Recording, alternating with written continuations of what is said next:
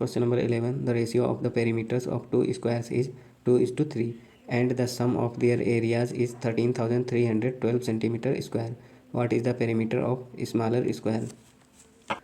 मान लेते हैं स्मॉलर स्क्वायर की भुजा है A1 और दूसरे स्क्वायर की भुजा है A2 और स्क्वायर का पेरीमीटर होता है 4 इंटू भुजा।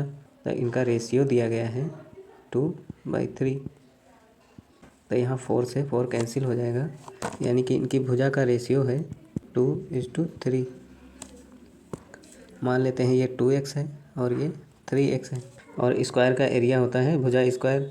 तो स्मॉलर स्क्वायर का एरिया आ जाएगा 2x स्क्वायर और दूसरे स्क्वायर का एरिया आ जाएगा 3x स्क्वायर और ये दिया गया है 13,312। इसको सॉल्व करेंगे, आ जाएगा 13x स्क्वायर इक्वल्स टू 13,312। तो यहाँ से x स्क्वायर आ जाएगा 1024, यानी कि x की वैल्यू है 32, यानी कि A1 की वैल्यू आ जाएगी 64। तो इसका पेरीमीटर आ जाएगा 4 इंटू A1, यानी कि इसका पेरीमीटर है 256 centimetre. Question number 12. Mohnish took a loan certain amount from a bank at 10% annual simple interest for 2 years and lent it to Moksh at 10% compound interest for 2 years. If he earns 2,400 rupees in this process, then what is the borrowed amount by Mohnish? देखो यहाँ पे उन्होंने लिखा था compound interest 2 year के लिए और यहाँ पे लिखा था सिंपल इंटरेस्ट 2 ईयर के लिए। देखो मोहनीश को 2,400 रुपये प्रॉफिट हुआ है और 10% कंपाउंड इंटरेस्ट 2 ईयर के लिए होता है 21% और 10% सिंपल इंटरेस्ट 2 ईयर के लिए होता है 20%। तो यदि मोहनीश बैंक से 10% कंपाउंड इंटरेस्ट पे लोन लेता और 10% सिंपल इंटरेस्ट पे मोक्ष को उधार देता तो उसको प्रॉफिट के बजाय लॉस हो जाता, जबकि यहाँ पे उन्होंने कहा है कि 2,400 रुपये प्रॉफिट हुआ है, इसलिए यहाँ पे कंपाउंड इंटरेस्ट की जगह सिंपल इंटरेस्ट होगा और यहाँ पे सिंपल इंटरेस्ट की जगह कंपाउंड इंटरेस्ट होगा। 2 ईयर के लिए कंपाउंड इंटरेस्ट है 21% और सिंपल इंटरेस्ट है 20%। तो मोहनीश को प्रॉफिट हुआ होगा 1% और इसकी वैल्यू दी गई है 2,400 रुपये। तो यहाँ से हम 100% की वैल्यू निकालेंगे, अमाउंट आ जाएगा, ये आ जाएगा 2,40,000 रुपये। Question number 13. A, B and C entered into a partnership such the ratio of investment of A and B is 2:3 and ratio of investment of B to C is 1:2. If A invest his money for 1.5 year, B invest his money for 2 years and C invest his money for 5 years.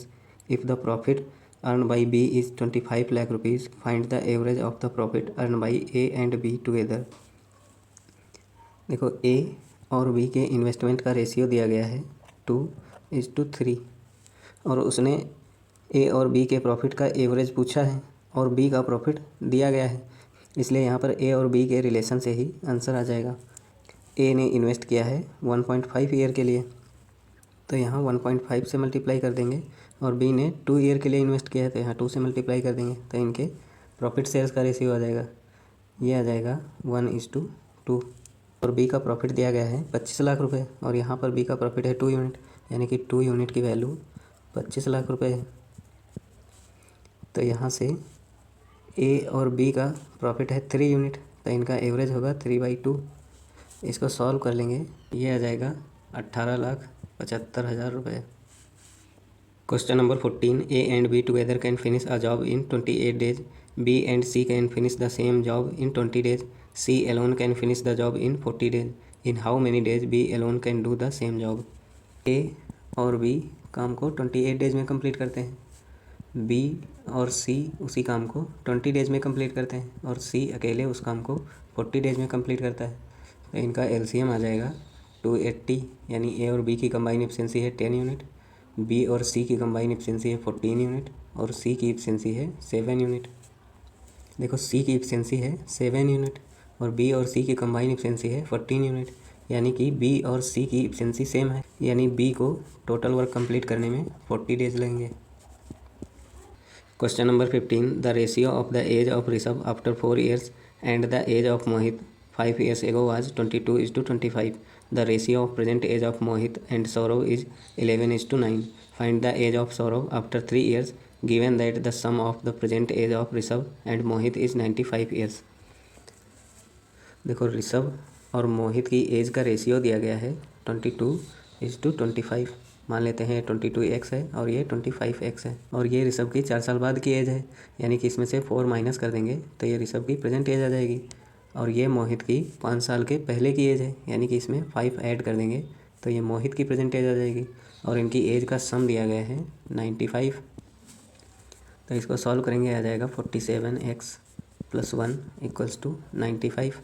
तो यहाँ से x की value आ जाएगी 94/47 यानी कि 2। और मोहित की present as है 25x + 5। यहाँ x की वैल्यू पुट कर देंगे तो मोहित की प्रेजेंट एज आ जाएगी 55 ईयर्स। और मोहित और सौरभ की प्रेजेंट एज का रेशियो दिया गया है 11:9, तो सौरभ की प्रेजेंट एज आ जाएगी 55/11 × 9। और उसने सौरभ की 3 साल बाद की एज पूछी है तो इसमें 3 ऐड कर देंगे, ये सौरभ के 3 साल बाद की एज आ जाएगी, ये आ जाएगी 48 year. Question number 16, in how many ways the letter of the word corona can be arrange so that vowels are not always together. देखो लेटर दिए गए हैं CORONA, तो टोटल वेज आ जाएंगे, लेटर हैं टोटल 6 यानी कि फैक्टोरियल 6, और O 2 बार आया है इसलिए फैक्टोरियल 2 से डिवाइड कर देंगे। ये आ जाएगा 6 × 5 × 4 × 3 × 2/2, ये आ जाएगा 360। Question number 17, the ratio of the weight of A and B is in the ratio 20:21 and the ratio of the weight of A and C is 8:9। If the sum of the weights of A and C is 170 kg, find the sum of weight of B and C। देखो A और B के weight का रेशियो दिया गया है 20:21 और A और C के वेट का रेशियो दिया गया है 8:9। तो इन दोनों रेशियोज़ में A का वेट सेम कर लेंगे। सेम करने के लिए यहाँ 5 से मल्टीप्लाई करना पड़ेगा, तो यहाँ भी 5 से मल्टीप्लाई करेंगे, और यहाँ 2 से मल्टीप्लाई करना पड़ेगा तो यहाँ भी 2 से मल्टीप्लाई करेंगे, यानी कि A का वेट है 40 यूनिट, B का वेट है 42 यूनिट और C का वेट है 45 यूनिट। तो यहाँ से A और C के वेट का सम आ जाएगा 85 यूनिट, और ये दिया गया है 170 यूनिट, यानी कि 85 की वैल्यू 170 है। और B और C का वेट है 42 + 45 यानी कि 87 यूनिट। यहाँ से 87 यूनिट की वैल्यू निकालेंगे, इसको सॉल्व करेंगे, ये आ जाएगा 174 kg।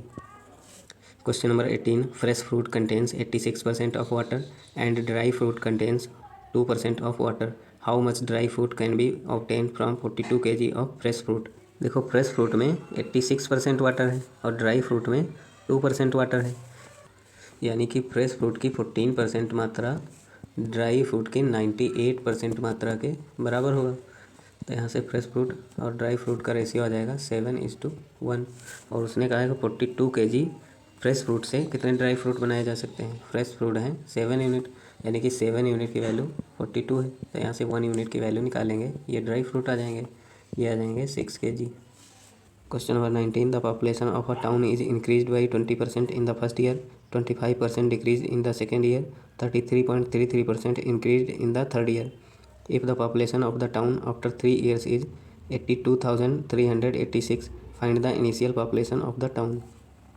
देखो 20% की फ्रैक्शन वैल्यू होती है 1/5, यानी कि फर्स्ट ईयर पॉपुलेशन 5 से 6 हो गई, और 25% की फ्रैक्शन वैल्यू होती है 1/4, यानी कि सेकेंड ईयर पॉपुलेशन 4 से 3 हो गई, और 33.33% की फ्रैक्शन वैल्यू होती है 1/3, यानी कि थर्ड ईयर पॉपुलेशन 3 से 4 हो गई। इनको मल्टीप्लाई कर देंगे तो इनिशियल पॉपुलेशन और फाइनल पॉपुलेशन का रेशियो आ जाएगा 5:6। फाइनल पॉपुलेशन है 82,386, यानी कि 82,386 6 यूनिट की वैल्यू है, तो यहाँ से हम 5 यूनिट की वैल्यू निकालेंगे, ये इनिशियल पॉपुलेशन आ जाएगी। इसको सॉल्व कर लेंगे तो इनिशियल पॉपुलेशन आ जाएगी 68,655। Question number 20, the average of the 4 consecutive even number is 57 and the average of the 5 consecutive odd numbers is 87, find the difference between the smallest even number and smallest odd number.